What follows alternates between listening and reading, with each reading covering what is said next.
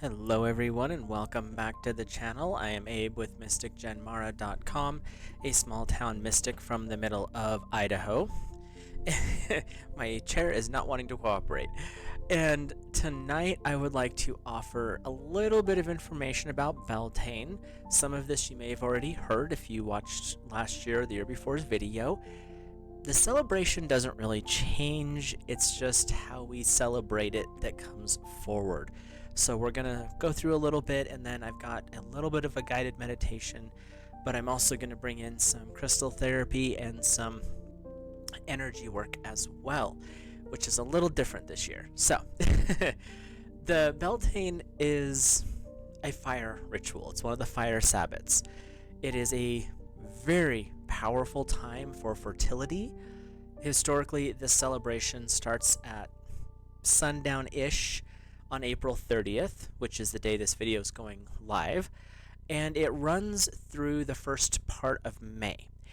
There are some references where it started around the the 25th or so of April and ran to the 5th of May, but we've kind of narrowed it down to one day versus a week or better. So there's that.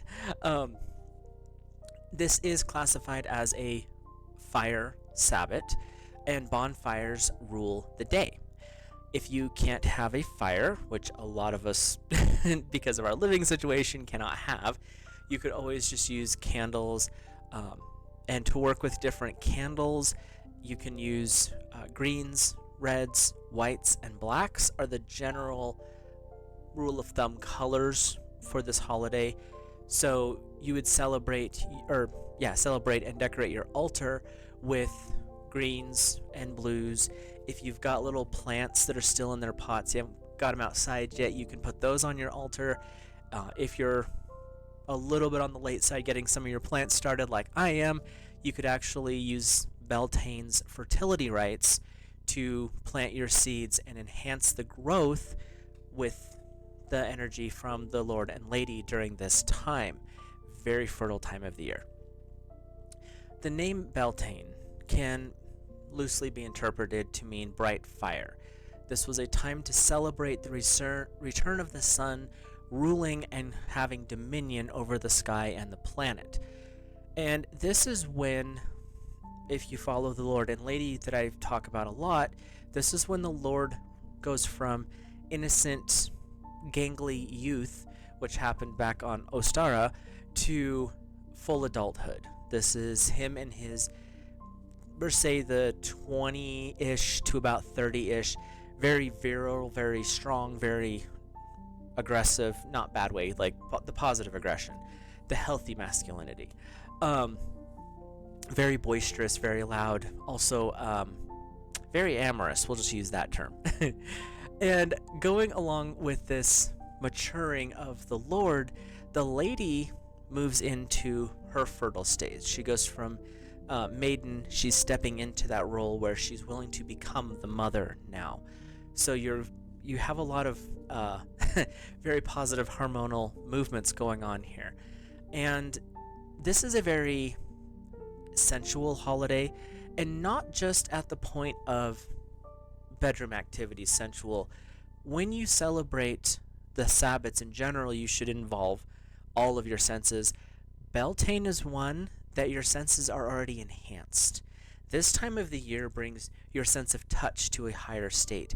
Your sense of smell is a lot stronger. Even through allergy season, you're going to notice that sense of smell is stronger around this time.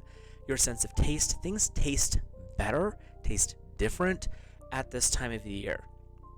Generally, your eyesight, you start to notice more details around this time. Your senses enhance during this Sabbat. So this is, when I say sensual, I'm not talking just one form.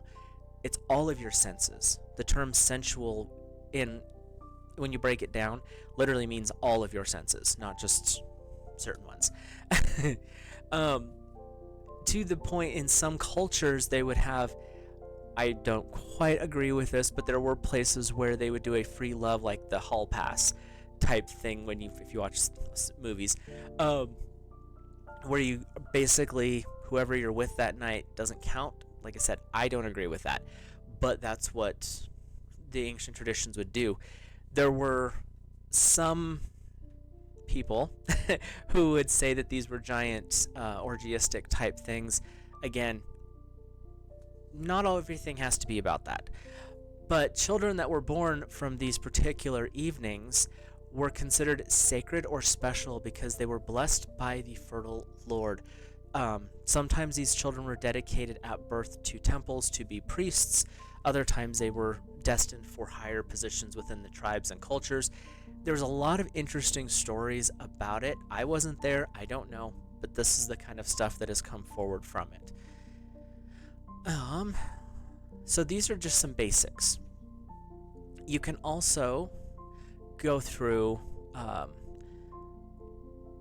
two different bonfire concepts if you use bonfires. And my personal opinion on this is I like the two bonfire things. And if you're using candles, you should have one to represent the masculine, the Lord, the divine God, and one for the lady, divine feminine, etc. So you have a solar and a lunar, however you see that. Two different candles, though. In the older traditions, or at least the myths would say, you'd have two different bonfires, one for the Lord, one for the lady, and these fires were very specific and sacred. These two in particular, they all had their purposes at the fire sabbats, but with these two, they were very sacred. Reproduction and coupling is a sacred act, and that is something that was very much emphasized at this point.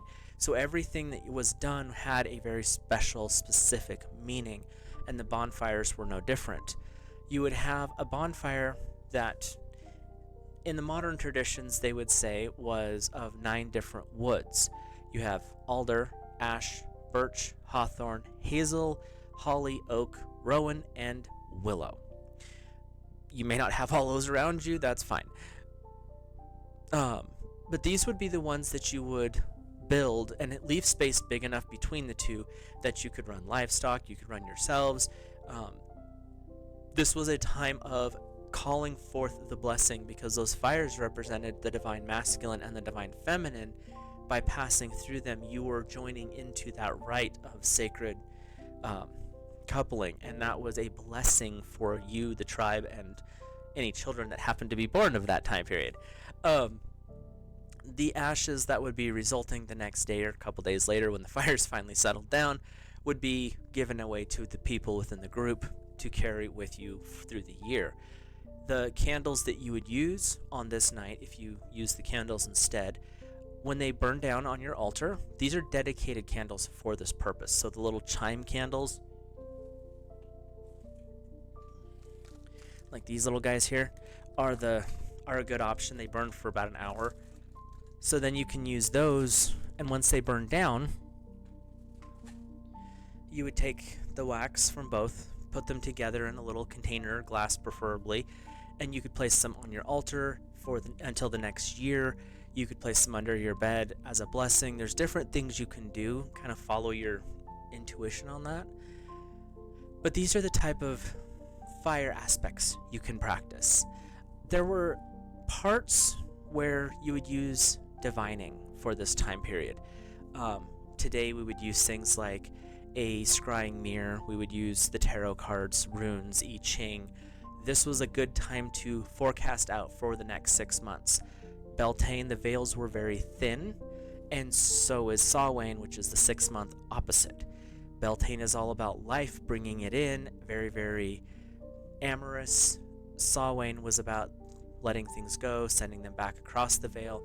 So you've got this dynamic between these two holidays, which is beautiful. And it changes how you view life and death when you start to look at the way the sabbats, the 8 primary sabbats, were set up. And this is one of birth, fertility, virility. All of this stuff is building through this moment, and it creates the life that bursts forth through the summer. So you would collect, if you wanted to use like sacred water, the origins of some of the holy water was on the morning of May 1st. You would collect all of the dew, that you could find into vessels. You would also visit sacred wells at daybreak. So there were people who were out partying and carrying on, but you also had the priests and priestesses who would go to the sacred water, the springs, the wells, and they would collect it as the sun touched the water, because you get that water energy, which is primarily feminine, with that solar seed hitting it, and you would have a fertile, holy water. So you've got a little bit of water. So if you wanted to do some holy water, you could set it up however you want tonight, the April 30th, and then set it out at daybreak as the sun's coming across your patio or however, and as soon as it hits it, leave it there for about 5-6 minutes, really get that sun infused, and then that can be used as holy water for washes and around the house type thing. So, going over my notes here. We do have the concept of the maypole, which is a very phallic item, and it was used to symbolize the male's virility at that time, the Divine Lord's virility, and you could use ribbons, ropes, cords, and it was always very long, and there was a specific type of dance that is, and they still do a lot of this in some of the other cultures around the world, and it's a lot of fun to watch, and it's just kind of lighthearted. It's a way to really tap into that.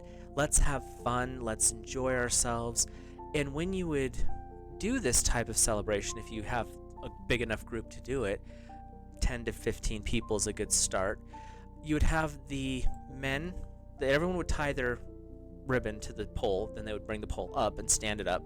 And usually you'd do this a couple days in advance just so it's not all the same day. It's not fun just to stick a whole pole in the ground, but you'd have this gigantic pole sticking up in the air 20-30 feet, and everyone's ribbons would be tied to the top and draping down. The men would take their ribbon, you brought your own, so you had that, and they would go all the way out. The women would take their ribbons, go all the way out, and you'd have them mixed all together. And then the men would dance clockwise, the women would dance counterclockwise, and there are some traditional songs, but other times it's just kind of a laughing, listening to the music, dancing and twirling and carrying on. There was a lot of innuendos being thrown about in some of the songs, some of that cheeky, tongue-in-cheek type humor where you're like, did they really say that? Kind of stuff. They're fun, like I said.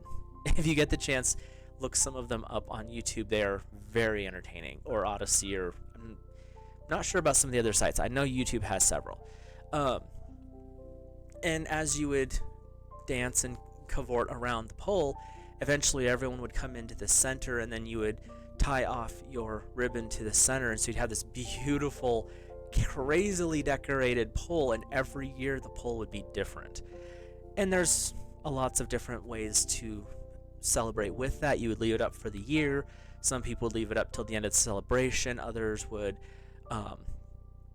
take the pole down and burn everything, divide everything up amongst the petitioners.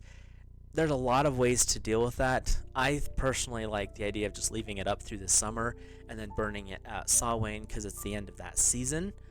So that's one option as well. But it was a way to just bring in the celebration, the joy, the happiness of winter being over, you're done, and summer's coming in, for life has returned, fertility has returned, and it's just a really good way to remind ourselves that we're actually cyclical creatures, and this is a way to tap back into our seasons. So with that, where am I at? There. We will get started with the guided meditation and healing. This meditation is more about the feelings and sensations. The visualizations will come with what you're being inspired to be led to. I will be using a variety of crystals and stones, as well as some candles and in general energy work as we walk through this. And if you're interested, I'll put the products that I'm using as far as crystals in the description below. There's not going to be a lot of them, but that's the selenite. I'll just do it now. Selenite, amethyst, quartz crystal, Shiva, some candles, and then my solar and lunar pyramids, which I am hopefully going to be having more of them here shortly. I'm working on that. So with that, we'll get started. If you want to settle in and just relax, you can watch the screen, or you can just close your eyes and listen to my voice and the music. I will try to be a little bit softer here. Take a deep breath in, breathing into the very center of your being.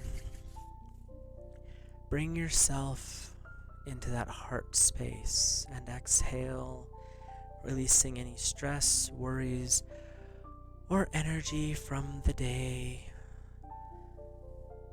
Keep breathing gently, deep breaths into your abdomen, into the heart of your body, clearing away all that does not serve on the exhales. As you're breathing in and out those deep breaths, relaxing your body, relaxing your mind, bring a smile, just a gentle smile to your face. This is a period of joy. This is a period of happiness. The energy of life is returning to the world. And part of that joy is sitting in darkness, soothing, quiet, the deep darkness of a seed planted into the soil. The earth embraces you in her warm, comforting life. That seed holds the promise of the future, the promise of life, of growth.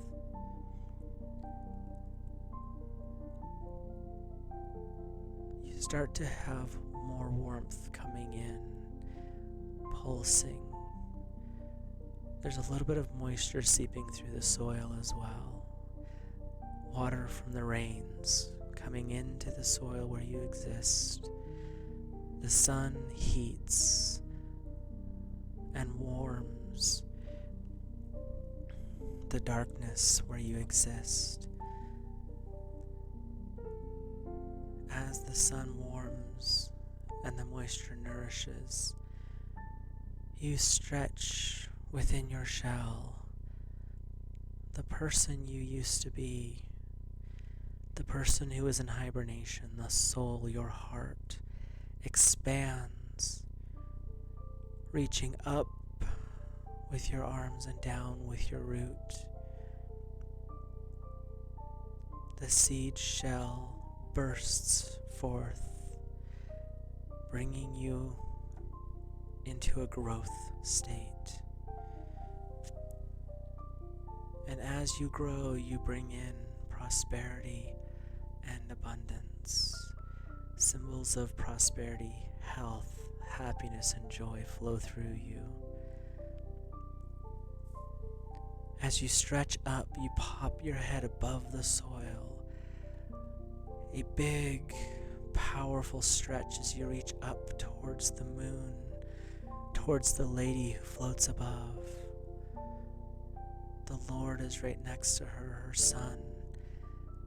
The energies of the sun and the moon feed you, charge you, and energize you. During this time, their energy flows down, joining in a rite of fertile, healthy abundance and prosperity. You bring that unique blend of the moon and the sun in. It embraces your soul as you grow up. The fertile life expands higher and higher up, but you feel your roots grounding, anchoring you down into the heart of Gaia, the heart of the planet. The darkness of the tomb you once thought was so bad and so dark. It was warm, but it was dark. has gone. You are now rising up to meet the Lord and Lady. Your growth from that seed sits in your heart, and the sparkling of the stars above brings you into a happy, peaceful state. The joy of the celebration. You look around. It's not just you that's burst forth from the ground. All of the others who are in growth in space are bursting forth, reaching to the starry skies, feeling this energy of life, vitality, growing and spreading through your very soul. The energy from the Lord and Lady come in balance, in peace, and in love, bringing you into balance with yourself, balance with the universe, balance with all others around you. You grow and they grow. Your growth and their growth work together, bringing beauty in your unique way to the world around you. And as you grow, the fire of life, the vitality of the universe fills you, spreading throughout your body, your mind, and your soul, warming you in a way that only the divine spark, the divine seed of life, of love, and fulfillment can do. Breathing deeply and gently, you bask in this warm embrace, feeling that beautiful healing energy flowing in and out. The heartbeat of the universe speaks to you. Its message is one just for you.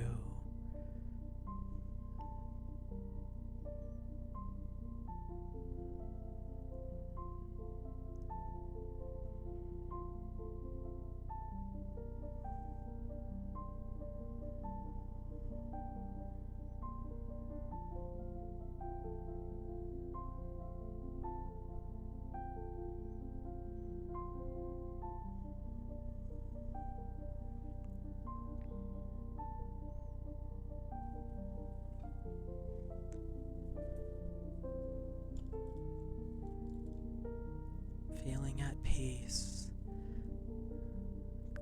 allowing all negativity to wash away, feeling that beautiful silence filling you.